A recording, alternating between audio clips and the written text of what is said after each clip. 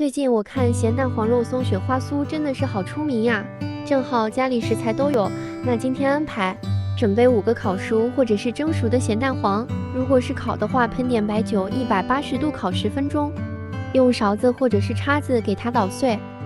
如果你想吃颗粒感的，就不用过筛了；你想吃细腻一点的，就过一下筛。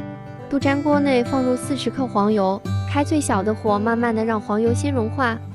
再倒入180克棉花糖，我的棉花糖是夏天买的，都不太好了。用铲子不停地搅拌，直到棉花糖全部融化。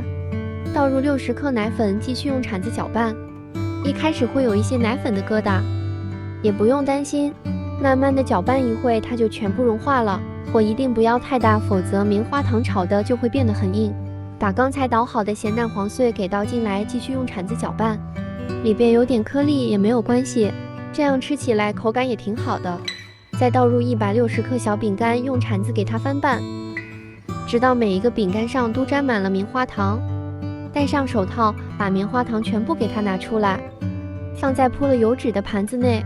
如果没有油纸的话，底下就铺上肉松，用手给它整理出形状表面，撒上肉松。